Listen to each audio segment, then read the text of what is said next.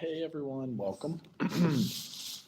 Just finishing up some of chapter one for you, um, which you could use in your first paper. So we've got some of the other stuff that social workers do. We were covering a lot of it before. Um,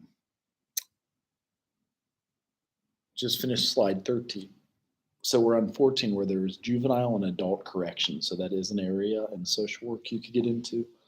And as you can see, that includes some of these areas. I'm going to make it a little bigger. It's straight from your book, but it's juvenile and adult corrections. There's probation and parole services. You also have police social work, which some folks have gotten connected to. Some have worked for homicide in Cincinnati, Ohio. The homicide department helping connect families with grieving services and things of that nature. You can also do work in detention facilities and training schools. So if any of these sound good to you in your first paper, write that it interests you and do a search to see, job openings for that. The last two under juvenile and adult corrections are prison work and then deferment programs. So deferment's also juvenile and adult because sometimes you can defer charges by showing up and doing diversion programs and things of that nature. For those of you that wanted to work in either hospice or even nursing homes, there's this section on gerontological services. And that's often you have social workers home visits, so there's in-home support. There's respite help for family caregivers because sometimes they get burnt out, like they're especially what they call this sandwich generation, where you're taking care of both your kids and then your elderly parents at the same time. It can be a little bit harder for them. And something to be considered because that can scream burnout to a lot of folks. Also, adult daycare or even long-term care. So there's some that offer, like yesterday, I did a visit to independent living nursing home, but there's a lot of folks there and everything is close together and nearby and older folks hanging out. And then there's also the dependent living nursing home where they get help and see each other and get assistance from nurses every day. Last one in there is nursing home services, which I had just covered. Then there is the school social work for subgroups. There's both school adjustment counseling. So if a kid switches schools or in the middle of switching grades, they have some adjustment disorder diagnosis that you work with, maybe a divorce in the family, maybe a death in the family. So they're adjusting to that new life situation. There's educational testing, and sometimes social workers help with that. A lot of times there's school counselors that also help with that. So school counselors help with a lot of that different stuff. There is also the educational testing, family counseling, and then behavioral management. So you'll see social workers do work in a lot of those areas, and it does come up. You get specialty training in those areas, so something to be considered. We also have housing. So there's subsidized rents on the housing. There's homeless shelters. There's also accessible programs. Then with income maintenance, that's even a big one. And as I've mentioned with coronavirus, that's a huge one nowadays. There's a huge need for helping people with income and maintaining. There is social insurance programs, public assistance programs, and even food stamps. So as a case manager, you could help connect them with those services, maybe even a food pantry, helping them get to where they can meet their needs with food and the high cost of food, which I had a video I'm showing you on later. Everybody's struggling. The last one here is community development. I also like to show solution oriented stuff. So, along with the food and housing crisis costs and everything, there's a good video from the urban farming guys on solutions they're doing in inner cities like Kansas City. Um, and that's part of the community development. So, social planning, community organizing, and then neighborhood revitalization. So, last two slides of this chapter, and I did want to get started on chapter 2 because I mentioned we have less weeks than we do chapters, so we'll have to do a little bit more than one every week. Social work, social welfare, and society. So, social work as an agent of societal control on behalf of society, or you could see social work as a reformer of society. These are the four things they talk about in the chapter, or social work as separate from society. Or the new one is like social work as an intermediary between individuals and society. And they started looking at it that way just before I was born in the 70s. So Calger had some research on that. And I like that one because it shows like intermediary between individuals and society as you're checking back in with both, how we can make a greater society. And then the last piece in the chapter covered is empowerment. So there's different processes of increasing power. There's personal, interpersonal, and political. And then there's the dual focus. For example, psychological control and then socio-political change. And that's some of the things that come up here. I do want to show you the food inflation video.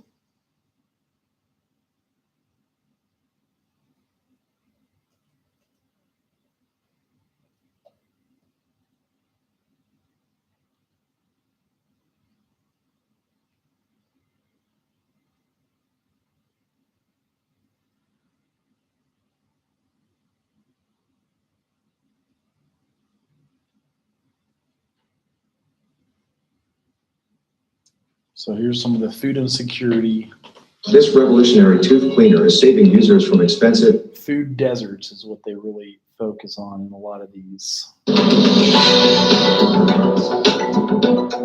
Inflation is behind a spike in the cost of food across the United States. That's right. According to the Bureau of Labor Statistics, the average price of all grocery items rose 6.5% throughout 2021. Certain foods rose in price more than others. Chicken breast is more than 45 cents per pound more expensive now than at this time last year. A pound of bacon went from $5.83 to $7.22, and eggs climbed around 50 cents to an average of $1.92 per carton.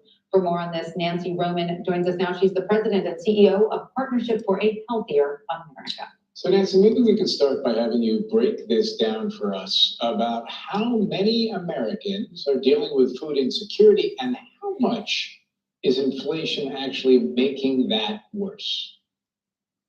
Sure.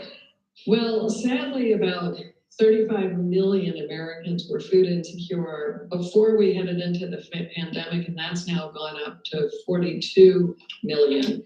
And the data lags a little bit, so it's probably higher than that, when you take into consideration inflation and the impact that it's having. And so, Nancy, healthier foods such as fish, eggs, even fruits and vegetables are rising in cost more quickly than foods like cereals, sweets, and bakery products, all those carbs, those fillers, I call them. How could this impact the health of lower Americans who are already struggling to afford healthier options at the grocery store? Yeah, well, inflation always hits, those with least hardest, of course, because they spend disproportionate amounts of their income on gas and food. And so when gas and food go up, low-income folks are now spending about 12% of all their disposable income on food, up from 10%. So it is an issue. I will say that I think there's an opportunity to really even look at the problem through a bigger lens, because we've had this two-tier food system for a long time, where some of us have plenty of food 10 kinds of chopped salads and great foods being delivered to our door by drone. And another 40% of the country just doesn't even have access to good food. They may not even be experiencing some of the things you showed, chicken and milk and eggs going up in a grocery store because they don't have a grocery store.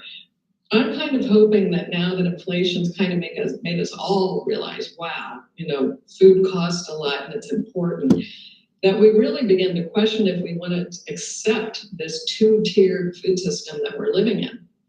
So often when we start talking about issues of food security, it's a matter of balance. So let me just ask you, how can people stay healthy and not break the bank while trying to afford this rising cost of food you're talking about? Well, there is an opportunity here, and you have to be careful how you say it. But one of the foods that has become trendy among millennials, and I think it used to be considered a poor man's food when my grandparents were eating it every single day. But beans, legumes, every kind of beans, chickpeas, black beans, cannellini beans are really a great source of plant-based protein that can be the staple piece of a really, really, really healthy diet.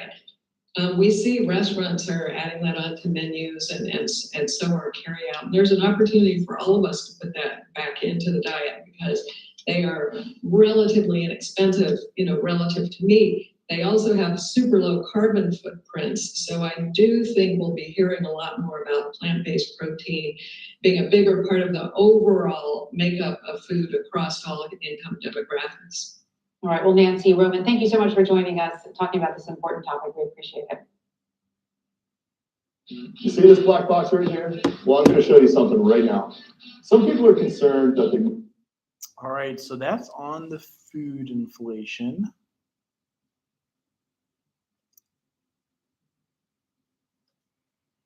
These are the urban farming guys.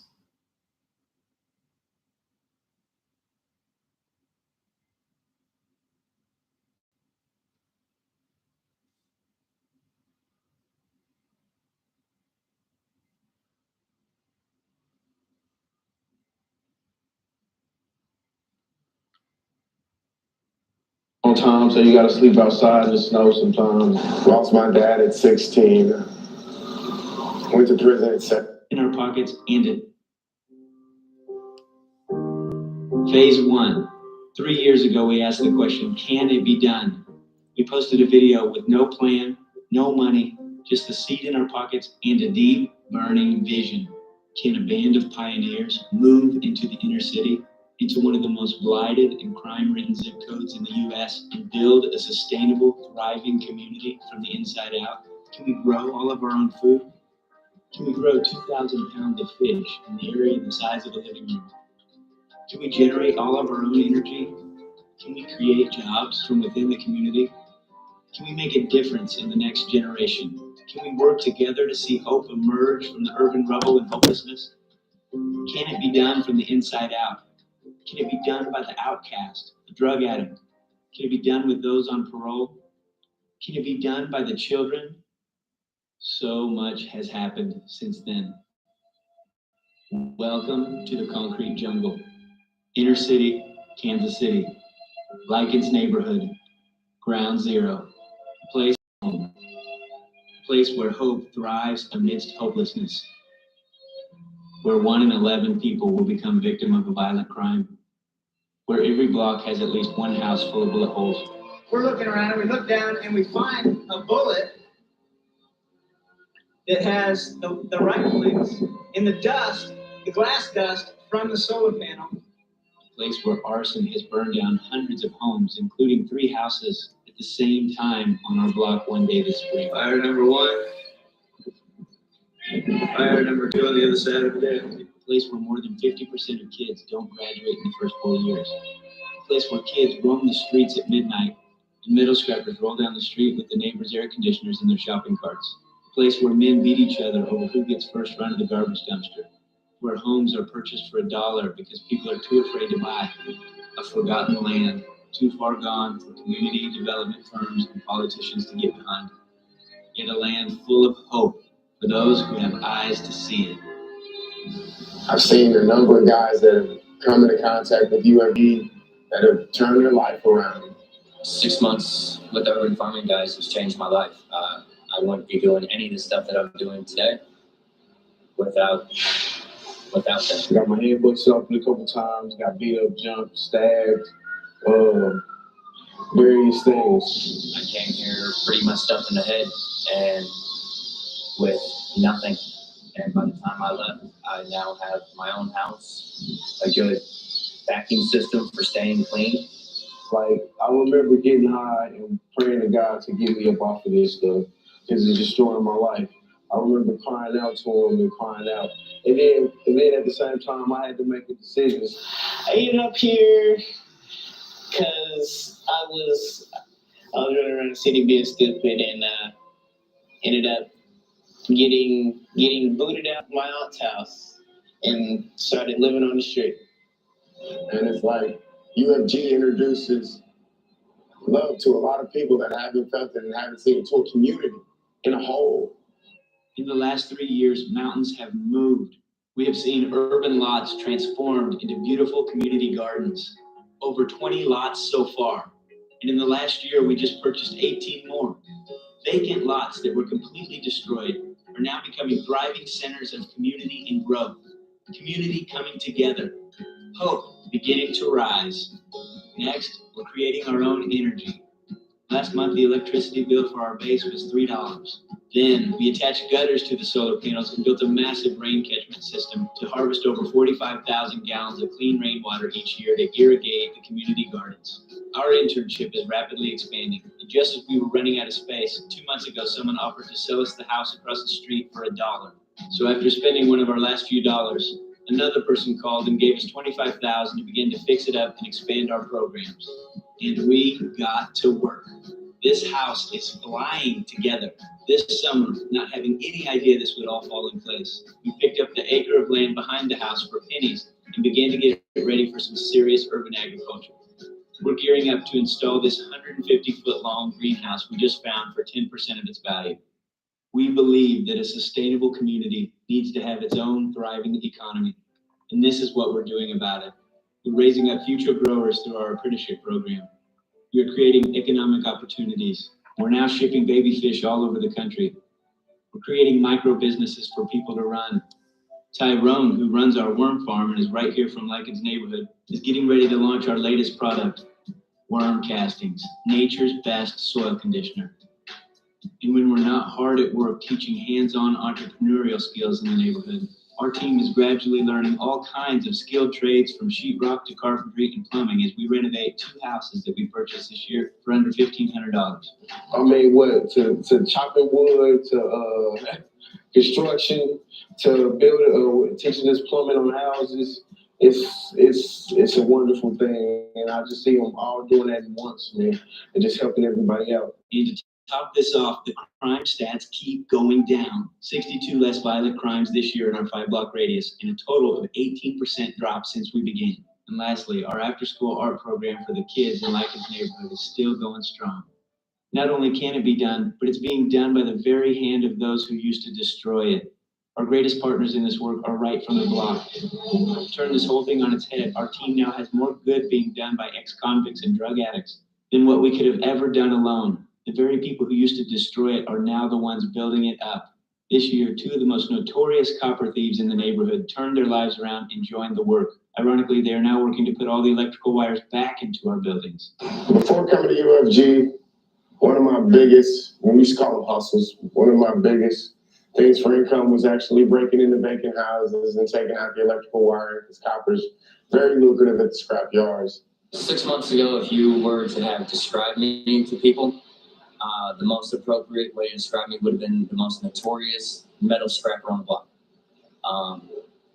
There's many houses right now that are bare because of me. One of UFG's associates is remodeling a house that me and my buddy stripped of all the all of the wiring, the tubs. We destroyed it, and he's been giving us an opportunity to go back in it and help revitalize it and bring it back. Can it be done? The answer is yes. It's always been yes. Yes, because it's the very heart of God. Life will emerge right out of the cracks in the asphalt if you let it. These last 3 years have been the most beautiful, painful, wild, and redemptive years we have ever experienced. We got in way over our heads and will never go back. But the story has just begun. We are now entering phase 2. We are raising the stakes with these 2 impossible questions going forward. Question number 1. Can we empower others to grow $1 million in annual produce in lichens in the surrounding 4 neighborhoods by 2020 and begin to build neighborhood economy and healthy food access? And question number 2, can we change the trajectory of at least 200 youth from Lichens neighborhood? We believe a sustainable community has the power to grab a hold of the imagination of the next generation and propel them forward into their destiny. Check this out. This spring, we made a ridiculous offer on a warehouse down the street for less than $30,000, and we got it. We own this 20,000 square foot building debt-free, and we're going to build a dream. This summer, 20 architects in Kansas City came together pro bono to help us design this dream, a dream for the next generation. Create Space. Create Space is a place that brings the community together to learn, to make, to grow. It's a place where there's nothing you can't make. A 24/7 hub of invention, inspiration, incubation, and mentorship. It's the laboratory that we never had growing up.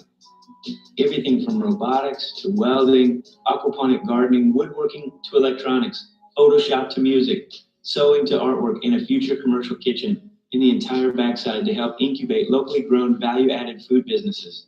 Tools for absolutely everything. Nightly classes on everything from entrepreneurship to market farming, from welding certification to beekeeping. A place where any skill can be learned hands-on. But here's the magic. Create Space brings together many genius. Makerspaces all over the world are drawing talent and skills out of the woodwork. Many geniuses, when given the tools, the sky is the limit. There are hundreds of people in your city who don't have $500,000 to spend on tools, but they'd gladly spend $50 a month to be a part of a makerspace that does. A financially self-sustaining makerspace buzzing with multiple disciplines. Bam! We have just multiplied our mentorship pool for the youth of Lichens neighborhood. We scholarship 200 kids from Lichens and expand our programs, and I promise you there will be kids coming out of Lichens with super skills and mentors they desperately need. This is what we're already doing on a small scale. We're just about to blow it out of the water. Right now, we're asking for your help to get the word out. Several donors have already come together and pledged to donate $31,000 of matching funds to kick this off. If we can raise $31,000 this month, every donation will be doubled. Every $10 counts. To launch Create Space, we need to raise $200,000 to be fully sustainable and operational. We'll seek an additional $200,000 in funds or equipment over time to fully take advantage of the space. In true to style, we'll squeeze $1 out of every dime. With your help, we can bring this dream into reality. All donations are tax deductible under the Urban Farming Guys nonprofit 501c3 charitable status. Help us bring on phase 3, which is a sustainable, self-reliant, economically empowered neighborhood with indigenous leaders taking charge and leading the way. It's a lot that comes with the homeless life. A lot of stuff you want, sleeping in Bacos, stuff like that. Not making it to the homeless shelters on time, so you gotta sleep outside in the snow sometimes. Lost my dad at 16. Went to prison at 17. The first place I came when I wanted to get clean was here. First place I thought of when I wanted to stop doing all of that was the Urban Farming Guys. I mean, they offered me a place to stay that was clean. They worked out a contract with me to get me on the right path and get me walking. And I think that is what I owe my current sobriety to. They really show you a lot of love. The Urban Farming Guys have helped me on my journey by actually sitting me down and talking to me. My name is Chaya Kolabali, and I'm a master's student in anthropology. My name is Simon Liu. I'm from New York City, and I came here because I wanted to learn about aquaponics. My name is Stanley Butani Bebe. I plan to take the technologies with me to Zimbabwe. I learned that you don't need $1 million or even $1,000 to make a difference in the neighborhood. I I think Urban Farming Guys is awesome at taking what they have and just making a whole lot with it. My name is Warren Hillsboss. I'm from Fairmont, West Virginia, and I'm a law student interested in sustainable development and holistic approaches to developing communities and entrepreneurship. This is a place, one of the best places to go to learn. UFG made attention to youth. It's hitting the core issues of life in general, all different walks of life, man. I'd have to say that this is like a little beacon of light amongst the city of darkness.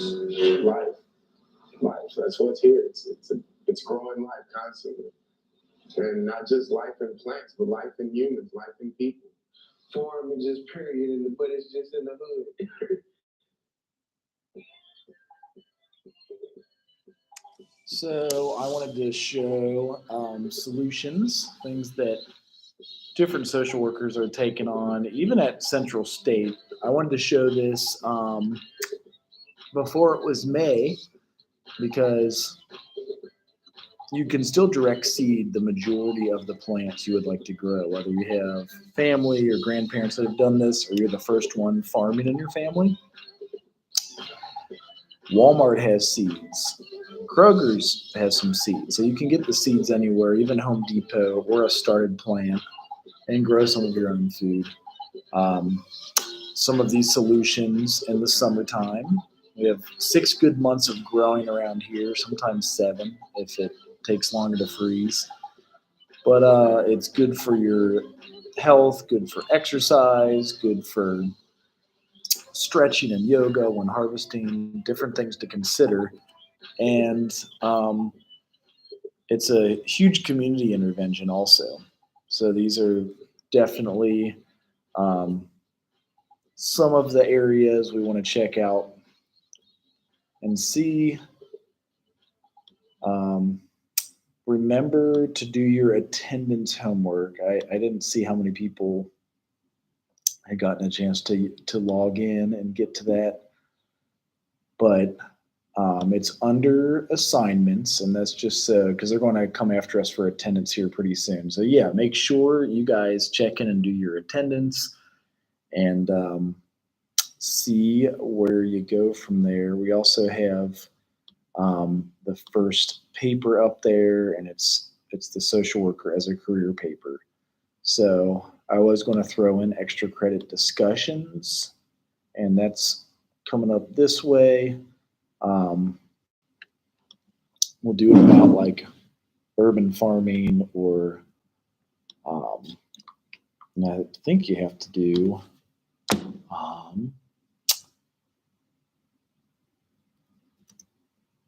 why social work and urban farming. Why is this a good solution for all of us, especially with the new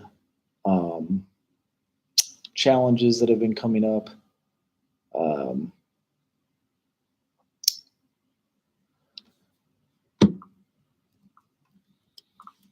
And are you going to grow anything this summer? So are you going to give it a shot for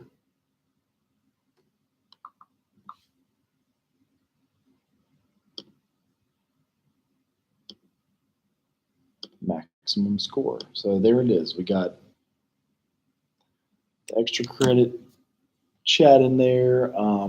New paper coming up. I want to check the due date for you guys. Double check that due date. It was for June 2nd, actually. So